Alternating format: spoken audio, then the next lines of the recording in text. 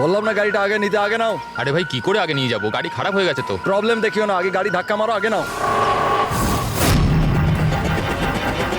তাহলে আপনারা একটু সাহায্য করুন। কেন, আমরা কেন হেল্প করবো? ও ও তাড়াতাড়ি। এই লোকটাকে আমি চিনি স্যার, তার মানে আমাদের ইনফরমেশন একদম সত্যি। তার মানে ওই রুট নামের কম্পিউটার হ্যাকার এখানেই থাকে। আর ওই রুট নিশ্চয়ই কোনো ভয়ঙ্কর প্ল্যানিং করছে স্যার। যাই হয়ে যাক, ওকে জীবিত ধরতে হবে, এটা জানার জন্য যে ওর মিশনটা কি। আর এই মিশনে তোমাদের দুজন সাইবার কপকেও কাজে লাগবে। তুমি ইয়েস স্যার। এই বাইরে গেটে দাঁড়িয়ে থাকবে, ওকে স্যার। নজর রাখবে। চলো।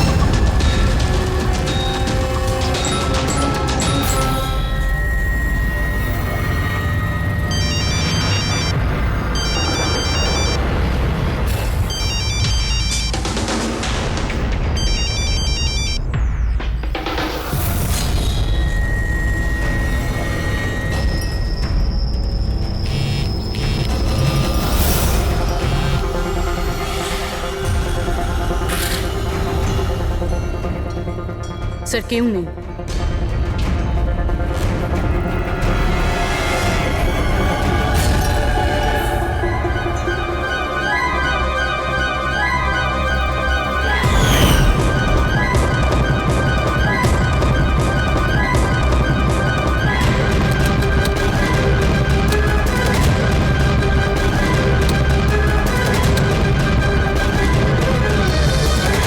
হ্যাঁ ফ্রেডি।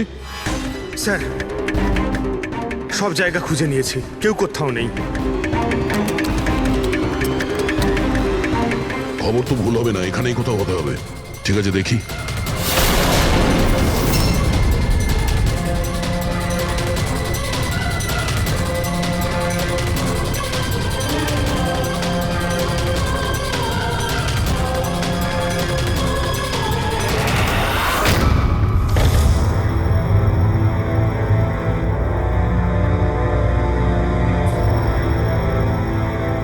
এখানে তো কেউ নেই।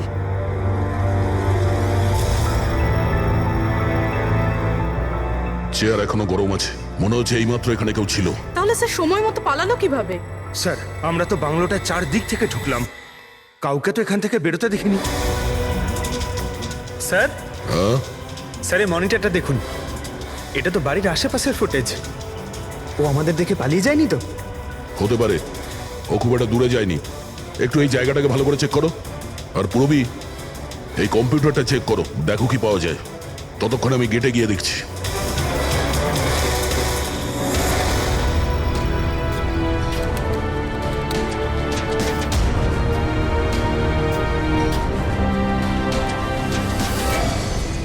Mahesh, Mahesh, yes sir. এই রুট ভেতরে নেই, মনে হচ্ছে পালিয়ে গেছে। তুমি গেটেই ছিলে? স্যার আমি এখানেই দাঁড়িয়ে ছিলাম, আমি কাউকে পালাতে দেখিনি স্যার। এখান থেকে কেউ যায়নি? না স্যার। মেন গেট থেকে তো কেউ বাইরে যায়নি। বুঝতেই পারছি না এই রুট কোথা দিয়ে চলে গেল। স্যার বাইরে পিছনের দিক দিয়ে একটা গেট আছে, মনে হয় ওখান থেকেই পালিয়েছে। স্যার স্যার ওই কম্পিউটারটা পাসওয়ার্ড প্রোটেক্টেড, ব্যুরো নিয়ে যেতে হবে। স্যার এই রুট নিশ্চয়ই মারাত্মক মিশনটা শেষ করবার চেষ্টা করছে।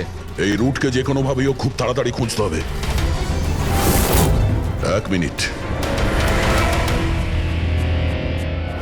পুরো ঘরে কোথাও কার্পেট নেই, আর এখানে কার্পেট রাখা আছে, তার উপরে এই টুল। একটু সরাও এটাকে। স্যার স্যার এখানে তো একটা গুপ্ত দরজা। ফ্রেডি, তুমি এখানেই থাকো এদের সাথে, আমরা ভেতরে দেখছি।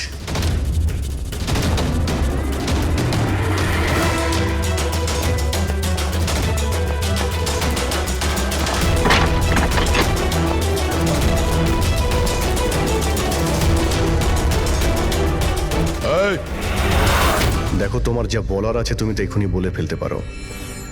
আমার কিছু বলার নেই, যা কিছু বলার আমার উকিল বলবে।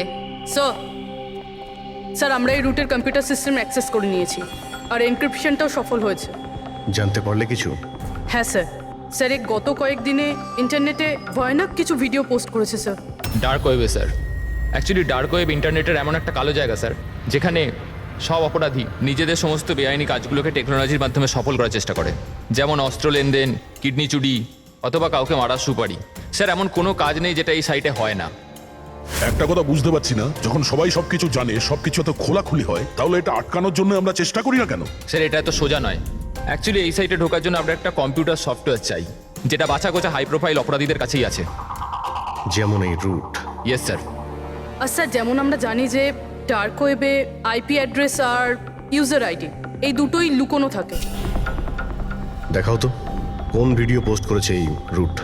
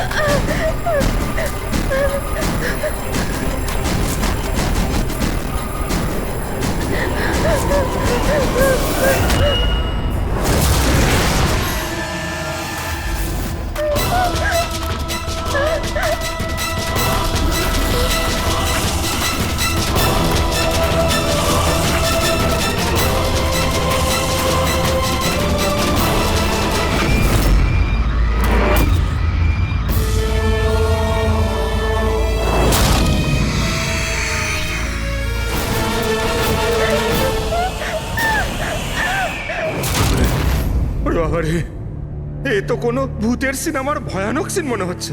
এই সিনটা কেন দিতে গেল ডার্ক ওয়েবে? স্যার এটা কোনো সিনেমার সিন নয়, এটা আসলেই হয়েছে। আর কোনো হিরোইনের সাথে নয়, বরং বরং একটা নিরীহ মেয়ের সাথে। যতদূর আমি জানি এগুলোকে তো স্ন্যাপ ফিল্ম বলে।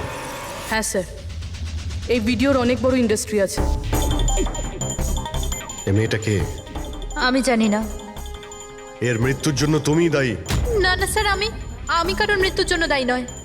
আমাকে শুধু টাকা দেওয়া হয়েছিল এই ভিডিও ডার্ক ওয়েবে দেওয়ার জন্য, আর আমিও দিয়েছি। টাকা কে দিয়েছিল? আমি জানি না। দেখো, জানি না বললে চলবে না। একটা মেয়ে খুন হয়েছে। স্যার আমাকে বিশ্বাস করুন, অনলাইন টাকা ট্রান্সফার করা হয়েছিল আমার অ্যাকাউন্টে।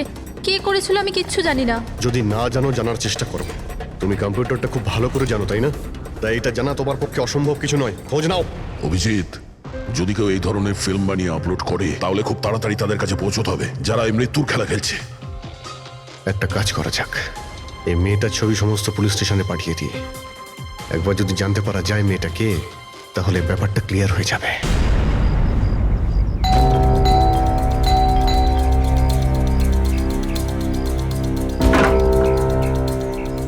আগে বলুন, কাকে চাইছেন আপনারা? এটা রিয়ার বাড়ি না? হ্যাঁ, আমি ওর বাবা। আসুন। আসলে আমরা সিআইডি থেকে আসছি। আপনার জন্য একটা বাজে খবর আছে।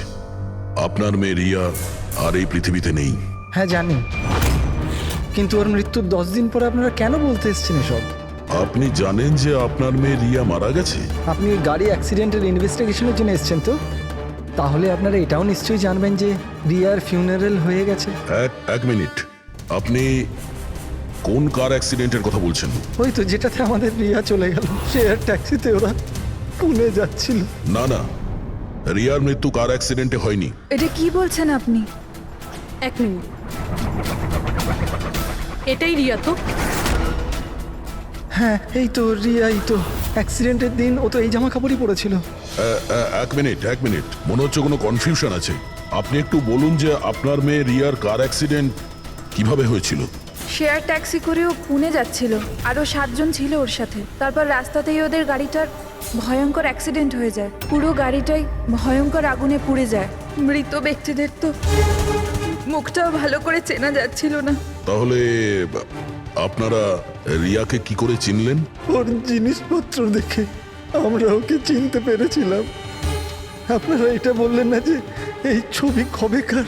আসলে আমরাও জানি না যে এই ফটোটা কতদিনের, কিন্তু জানলেই আমরা আপনাদেরকে বলে দেবো। মনে হচ্ছে রিয়ার এই অ্যাক্সিডেন্ট দেখানোর জন্য করা হয়েছিল, ওর মৃত্যুর আসল কারণটা লুকানোর জন্য। স্যার, যদি রিয়ার কার অ্যাক্সিডেন্টটা একটা সাজানো ঘটনাই হয়, তাহলে বাকি যে 7 জন ওর সাথে গাড়িতে ছিল তারাও আবার রিয়ার মতোই মারা যায়নি তো? হতে পারে, ওদের ফ্যামিলির সঙ্গে কথা বলতে হবে। আমাদের ভাগ্য ভালো যে 7 জন অ্যাক্সিডেন্টে মারা গিয়েছিল তাদের মধ্যে একজনের শেষকৃত্য এখনো হয়নি। দেখা যাক ডক্টর সালুকে এই লাশ থেকে কি প্রমাণ বার করতে পারে, কিন্তু লাশটা এত বাজেভাবে জ্বলে গেছে যে মুখটা চেনা মুশকিল হবে। তোমাদের সন্দেহ একদম ঠিক। এ লাশ টনির নয়। মনেই হচ্ছিল স্যার আমাদের, কিন্তু এ কে জানতে পারলেন কিছু? না, এখনো তো জানা যায়নি লাশটা কার, কিন্তু এটা জানা গেছে এই লোকটাকে কি করে মারা হয়েছে।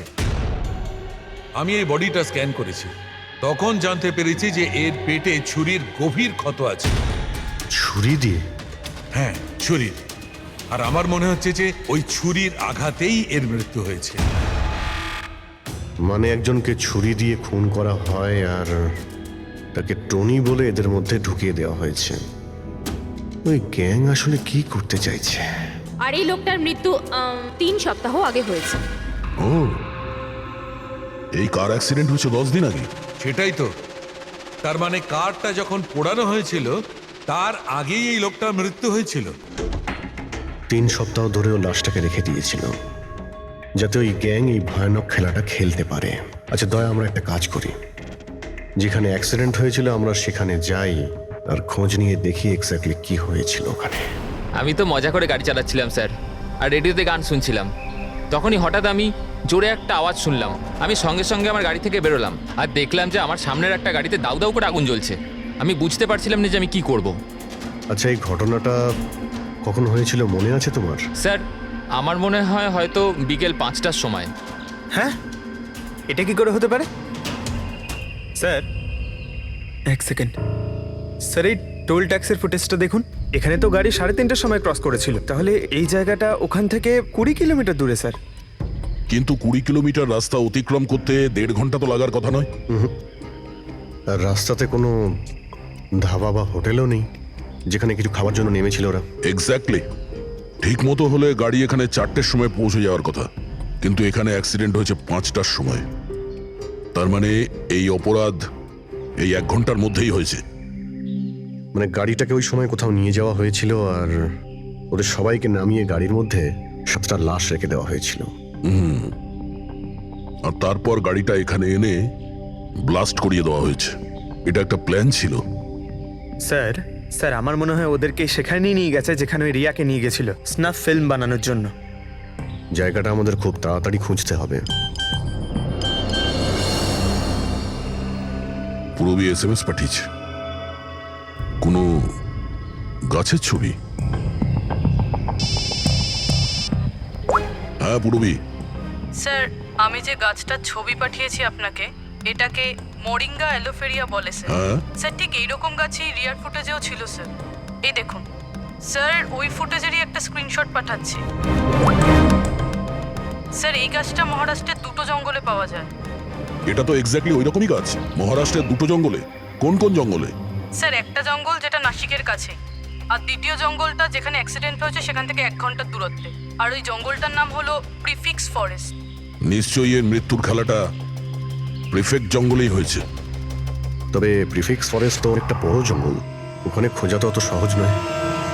ফরেস্ট অফিসারদের সাহায্য নিতে হবে।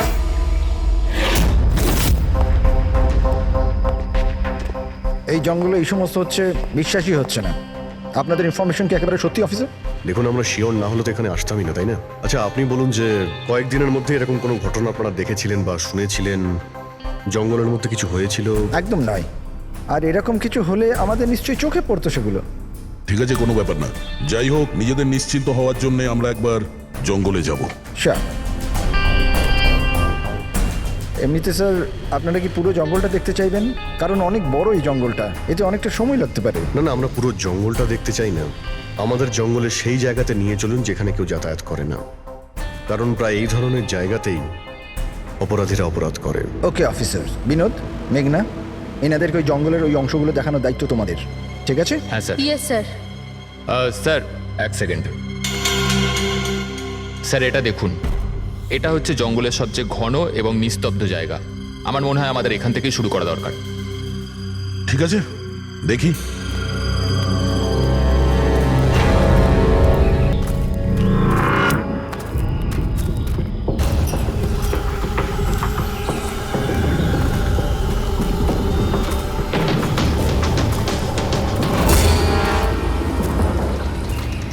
দয়া, গাছের মধ্যে দেখলেন?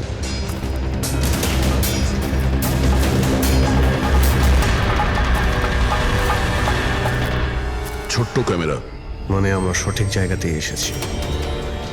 এটাই সেই জায়গা যেখানে এই ফিল্ম বানানো হচ্ছে। ক্যামেরা উপরেও আছে, ওইদিকে প্যান করা আছে।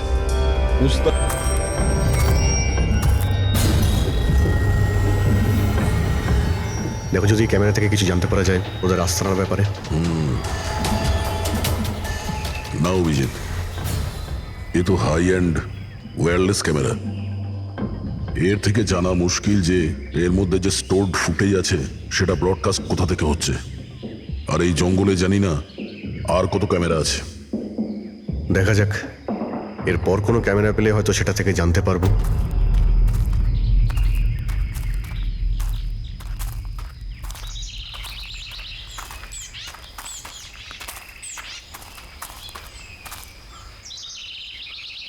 স্যার, স্যার এই চিহ্ন দেখুন। আমার মনে হচ্ছে আমাদের আগে এখানে কেউ এসেছিল। তার মানে আমরা সঠিক পথেই যাচ্ছি।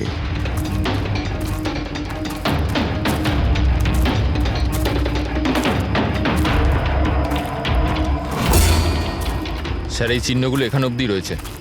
স্যার এর মানে ওদের আড্ডা এখানেই কোথাও রয়েছে।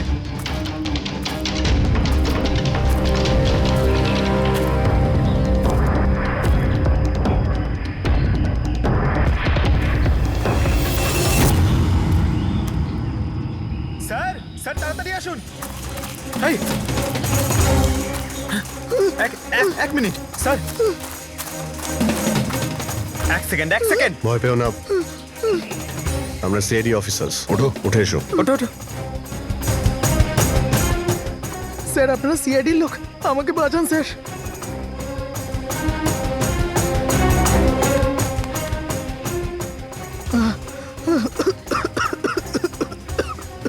তুমি এখানে এলে কি করে? স্যার আমি জঙ্গল থেকে বেরোনোর রাস্তা পাচ্ছি না। স্যার ওই খুঁড়িটা এক এক করে সবাইকে মেরে দিয়েছে। তোমরা এখানে এলে কি করে? স্যার আমরা শেয়ার ট্যাক্সিতে উঠে পুনে যাচ্ছিলাম, আর আমাদের গাড়ি হঠাৎ করে পাংচার হয়ে গেল, গাড়ি থেমে গেল। রাস্তাতে আগে থেকে কেউ পেরেক আর কাঁচের টুকরো রেখে দিয়েছিল স্যার। তারপর কিছু লোক এলো যাদের মুখোশ দিয়ে ঢাকা ছিল। আমরা কিছু করে ওঠার আগেই ওরা আমাদের ঘুমের ইঞ্জেকশন দিয়ে দিল। আর যখন আমার জ্ঞান এলো তখন আমি এই ঘন জঙ্গলে ছিলাম স্যার। স্যার আমি জানি এই জঙ্গলে খিদে তৃষ্ণা নিয়ে কিভাবে ছিলাম। কখনো কাঠ খেয়েছি তো কখনো গাছের পাতা। যখনই কারোর চিৎকারের আওয়াজ পেতাম বুঝে যেতাম কেউ মারা গেছে। তার মানে এখানে সব জায়গাতেই ক্যামেরা লাগানো আছে। তোমার ভাগ্য ভালো যে তুমি ওদের হাত থেকে বেঁচে গেছো। স্যার এই কারণে ধরতে পারিনি যে ওরা আমার জামার বোতামে একটা ক্যামেরা লাগিয়ে দিয়েছিল, আর আমি ওই বোতামটা ভেঙে ফেলে দিয়েছিলাম। হয়তো সেই কারণেই আমাকে ওরা ধরতে পারেনি। তুমি বলতে পারবে যে বাকি লোকেদের মধ্যে কতজন জীবিত আছে এখন? জানি না স্যার, কিন্তু কাল রাতে যখন আমি গাছে বসেছিলাম তখন কারো চিৎকারের আওয়াজ পেয়েছিলাম। জানি না ওকে আহত করেছে নাকি প্রাণে মেরে দিয়েছে। কোন দিক থেকে চিৎকারটা শুনতে পেয়েছিলে তোমার মনে আছে কিছু? আমি তো এদিকের গাছে, হয়তো ওদিক থেকে এসেছিল স্যার।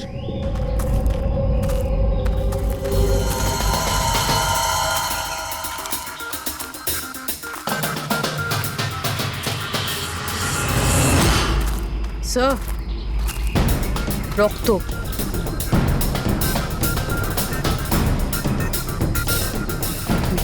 স্যার এখানেও আছে। মানে ওদের মধ্যে আহত কেউ এই দিকেই গিয়েছে। স্যার, স্যার এই দেখুন, রক্তের কিছু দাগ এদিকে গেছে। এইদিকেও রক্তের চিহ্ন রয়েছে আর এইদিকেও রয়েছে, দুই দিকেই রয়েছে, দুদিকেই দেখতে হবে। পঙ্কজ, পূর্বী, তোমরা এই দিকটা যাও, আমরা এই দিকটা দেখছি। বিনোদ, তুমি ওদের সঙ্গে যাও। আর হ্যাঁ, প্রত্যেক আধ ঘন্টা অন্তর আপডেট দেবে। হ্যাঁ, আপনি আসুন।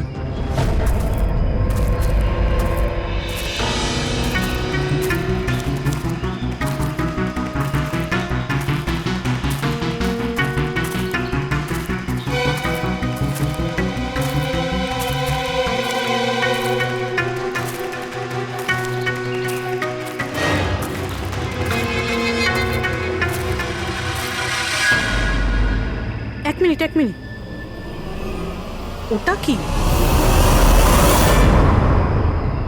এসো। বাড়ি, হয়তো আহত ভিকটিম এখানেই আশ্রয় নিয়েছে। জঙ্গলের মাঝখানে বাড়ি, কিন্তু নকশার হিসাবে এখানে তো কোনো বাড়ি ছিল না। হতে পারে এই ধরনের ফিল্ম যারা বানায় তাদের এই ধরনের লোকেশনের প্রয়োজন হয়, যাতে কেউ ওদের ট্র্যাক না করতে হতে পারে। পারে ওই বাড়িতে যে আহত লোকটা রয়েছে ওই অপরাধী। হতে পারে পঙ্কজ। আর এটাও হতে পারে যে সামনে আরও ক্যামেরা লাগানো রয়েছে। চোখ কান খুলে রেখো।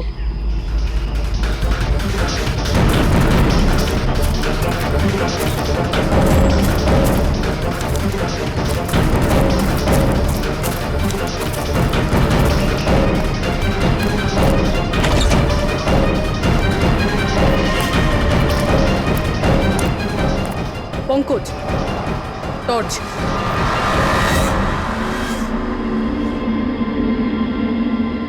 এই বাড়িটা তো একদম ভয়ানক ফিল্মের সেটের মতন দেখতে। এই দেখো, ওই আহত ভিকটিমকে এখানেই নিয়ে আসা হয়েছে। ওই আওয়াজটা শুনলে? ভিতর থেকে আসছে।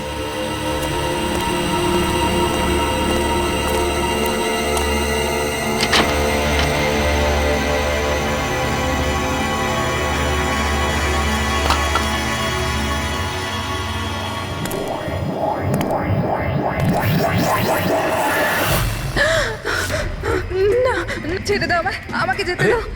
বেরিয়ে এসো। না, আমার কাছে এসো না, আমি কিছু করিনি। দেখো, আমরা সিআইডি অফিসার, ভয় পেও না। এসো, কিচ্ছু হবে না তোমার। এসো এসো।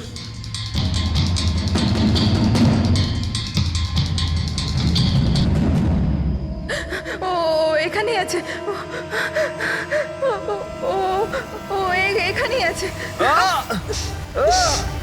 আরে পুরবি, এই লাইট কোথা থেকে আসছে? পঙ্কজ, আমি কিছু দেখতে পাচ্ছি না। পঙ্কজ, আরে Pankaj sir, Purabi ma'am, Pankaj sir.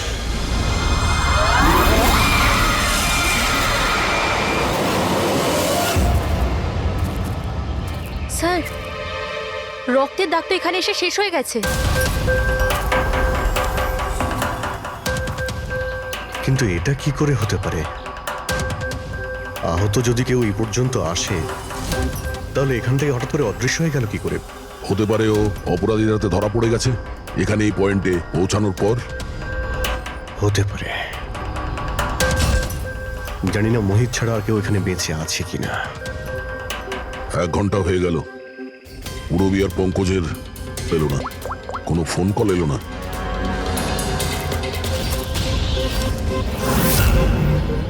Purabi phone তুলছে না। হ্যাঁ পঙ্কজ, দেখছি। পঙ্কজও ফোন তুলছে না। আরে ওরা আবার কোনো সমস্যায় পড়েনি তো? চলো গিয়ে দেখি, চলো।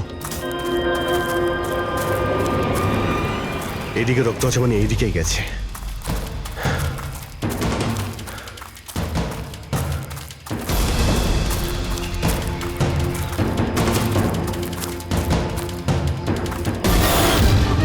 এই ঘরের ভেতর হতে পারে কেউ আছে, আমি ভেতরে গিয়ে দেখছি। ঠিক আছে, ততক্ষণ আমি এই বাইরেটা দেখি।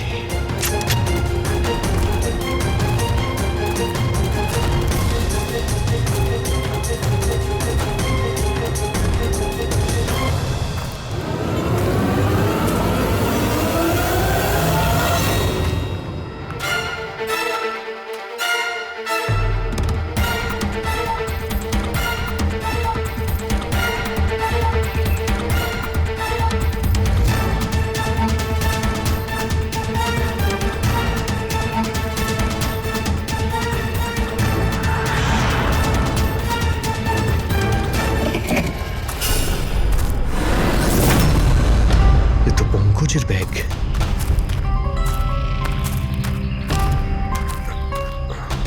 পঙ্কজ,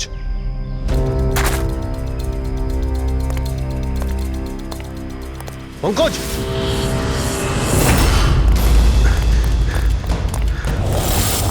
পঙ্কজ, পঙ্কজ, পঙ্কজ, কেমন আছো? ওঠো, স্যার ওঠো। কি হয়েছিল? হ্যাঁ স্যার ওইদিকে ওই বাড়িটায় গেছিলাম স্যার, ওখানে একটা মেয়ে ছিল স্যার। হ্যাঁ। ওর সঙ্গে কথা বলছিলাম স্যার, আর হঠাৎ করে কোথা থেকে এত আলো চলে এলো যে কিছু দেখতে পাচ্ছিলাম না, কিছু বুঝতে পারছিলাম না। ওই বাড়িটা থেকে যেন তেন প্রকারে বেরোলাম, তারপর এখানে এসে হয়তো পড়ে গেছিলাম। আর কিছু মনে নেই স্যার, আমার মাথা ঘুরছে। আর পুরবী, বিনোদ, ওরা কোথায়? স্যার ওরা জানি না স্যার, ওরা ভেতরে ছিল, বাইরে বেরিয়েছে কিনা জানি না। ও নো। কি কি হয়েছে তোমার? ও ঠিক আছে। পুরবী আর বিনোদকে পেলে? না, ঘরের ভেতরে তো কেউ নেই। ও গড, ওদের কিছু হয়ে যায়নি তো?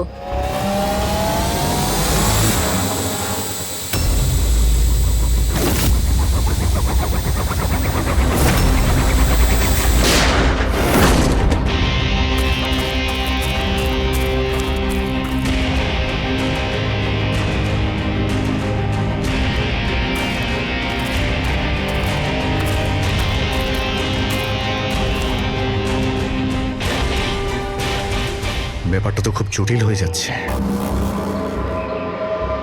আমাদের ফিরে যেতে হবে, চলো। তার মানে দেখো দয়া, আমরা জানি না এখানে কতজন অপরাধী আছে, কতগুলো ক্যামেরা আছে এখানে, কতগুলো অস্ত্র আছে ওদের কাছে। তাছাড়া আমাদের উপরে নজরও রাখছে ওরা। তাই আপাতত কোনোভাবেই ওদের সঙ্গে আমরা পেরে উঠবো না। আর পুরবী, ওকে এখানে একলা ফেলে চলে যাবো আমরা? হ্যাঁ দেখো দয়া, পুরবীকে হয়তো ওরা কোথাও আটকে রেখেছে। পুরবীকে বাঁচাতে গেলে আমরা তো কেউই বাঁচবো না। অভিজিৎ, কি হয়ে গেছে তোমার? কিছু মনে আছে সিআইডিতে আমাদের প্রথমে কি শেখানো হয়েছিল? এটাই কি সবার আগে নিজের বন্ধুকে পেছনে ফেলে এসো না, যদি বেঁচে থাকে কিংবা মরে যায়। আরে দয়া, সবকিছু রুল বুক অনুযায়ী করা যায় না। আমাদের এটাও শেখানো হয়েছিল প্রেজেন্স অফ মাইন্ডের ব্যবহার করতে। তাই এইরকম পরিস্থিতিতে আমাদের তো আই এম সরি, তোমার এই চিন্তা ভাবনায় আমি এগ্রি করছি না। আই এম সরি, তুমি যদি যেতে চাও চলে যাও। পুরবীকে ছাড়া আমি এই জঙ্গল থেকে বেরোতে পারবো না। দেখো দয়া, জেদ করো না। আমরা এটাও জানি না যে পুরবী বেঁচে আছে নাকি ও কোথায় আছে এখন। অভিজিৎ, ও একজন সিআইডি অফিসার, এত সহজে হার মানবে নাও। বেচারি একাই লড়ছে ওই অপরাধীদের সঙ্গে। আর এখন যখন আমাদের সব থেকে প্রয়োজন ওর, আমরা পেছন ঘুরিয়ে চলে যাব। প্রয়োজনীয় এটাই যে যারা ওদের হাতে এখনো ধরা পড়েনি তাদেরকে আমরা যেন বাঁচাতে পারি, ব্যাস। দেখো দয়া, তুমি পুরবীর কথা বাদ দাও আর এখন চলো আমার সঙ্গে। আমরা পরে আবার প্ল্যান করে এখানে ফিরে আসবো, এখন চলো। এর হলোটা কি? এই ধরনের বিহেভ করছে?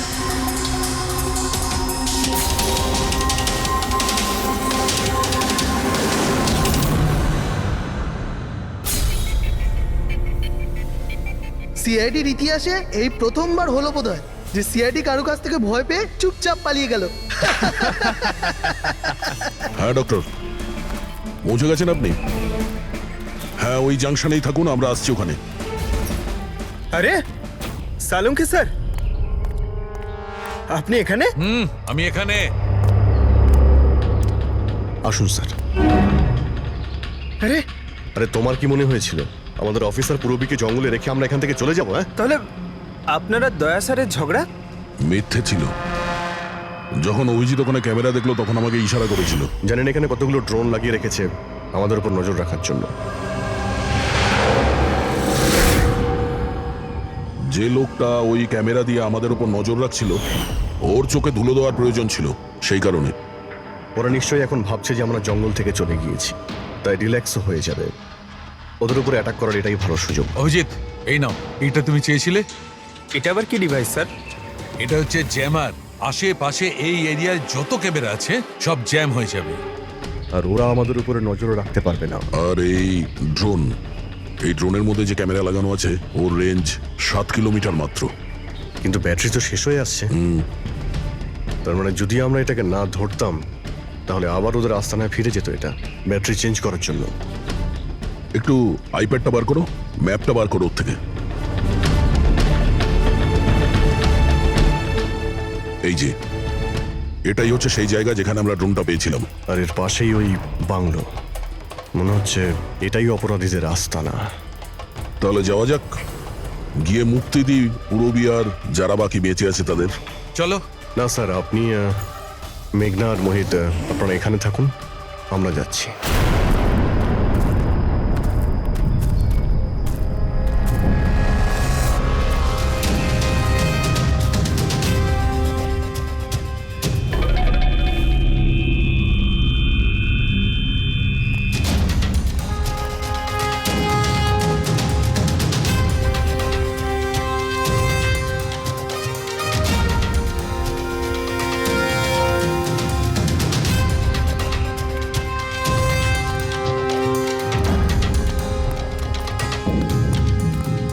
আরে ভাই, সিস্টেমটা বন্ধ হয়ে গেল কি করে?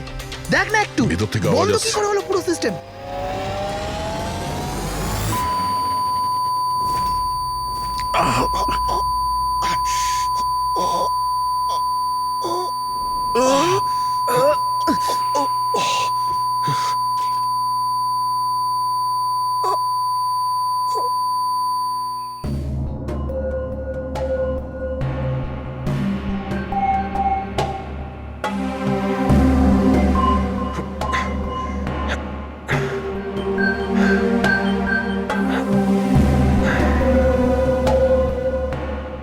পঙ্কজ,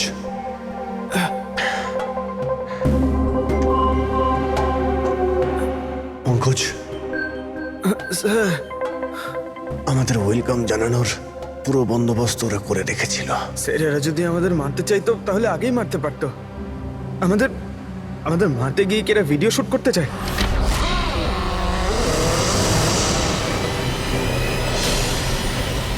এই স্যার, দাঁড়াও। স্যার,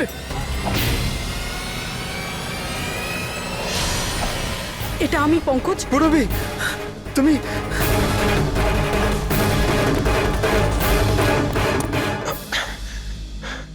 তুমি ঠিক আছো? হ্যাঁ স্যার। ওরা কোথায় আছে? স্যার ওদিকে।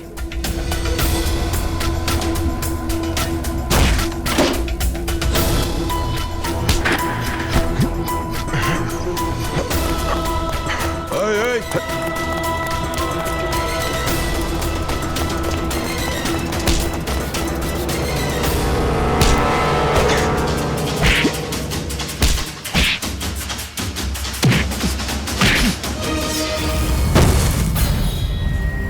স্যার চল চল।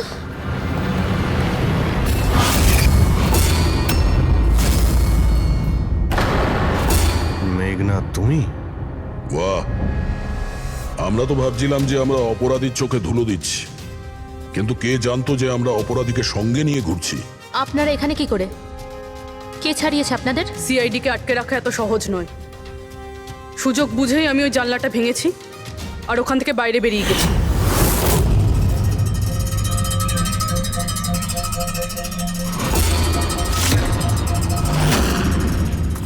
তারপর আমি তাদেরই পিছু নিলাম যাদেরকে তুমি পাঠিয়েছিলে আমাকে খোঁজার জন্য। তারপরে আমি ওই মুখোশ পরা লোকটাকে দেখলাম আর তারও পিছু নিলাম।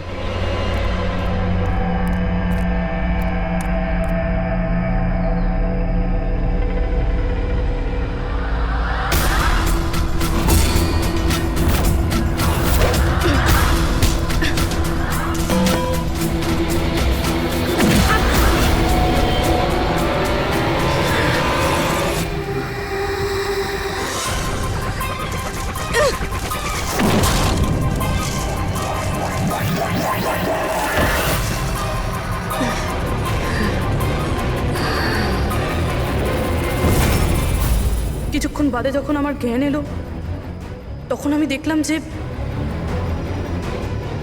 কিন্তু আমি বাকি অফিসারদের কাছে পৌঁছানোর আগেই তোমার এই সনিক বুমের আওয়াজে ওনারা সবাই অজ্ঞান হয়ে যান। ওটা তো আমার ভাগ্য ভালো ছিল যে আমি দূরে ছিলাম, তাই ওটার আওয়াজে কোনো প্রভাব পড়েনি। আর তারপরে আমি ভাবলাম যে ওই মুখোশটাকেই আমার অস্ত্র করলে কেমন হয়। যে নিষ্ঠুরতার সঙ্গে তুমি মানুষদের মেরেছো, তুমি তো নারী হওয়ার যোগ্যই না। এখন এটা বলো যে তুমি এগুলো কেন করেছো? এই সব কিছু আমি টাকার জন্য করেছিলাম। যত টাকা আমি এই কাজের জন্য পেয়েছিলাম না, অত টাকা তো আমি আমার জবে 5 বছরেও পাইনি। আর এমনি তো কি যায় আসে, রোজ এত লোক মরে আরো 2-4 জন মরে গেলে কি হবে? তুমি হয়তো জানো না যে তুমি কতটা অসুস্থ। বাকিরা কোথায় যারা তোমার সঙ্গে ছিল? আমি কারুর কোনো ক্ষতি করিনি স্যার, এতটাও বাজে নই আমি। আর এমনিতেও আমি কোনো খুন নিজের হাতে করিনি। আমাকে তো একজন মহিলা কোটিপতি হওয়ার অফার দিয়েছিল আর আমি সেটা অ্যাকসেপ্ট করেছি। কোন মহিলা? খুব খুব অদ্ভুত নাম ছিল ওর।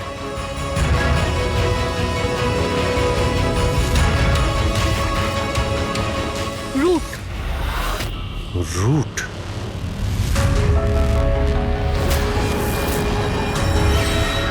তাহলে রুটই হলো এই সব কিছুর মাস্টারমাইন্ড। এখন ও এগুলো কেন করেছে ওর জবাব তো ওই দেবে। আর তোমার কথা বলতে গেলে আইন তোমাকে কঠিন থেকে কঠিনতম সাজা দেবে।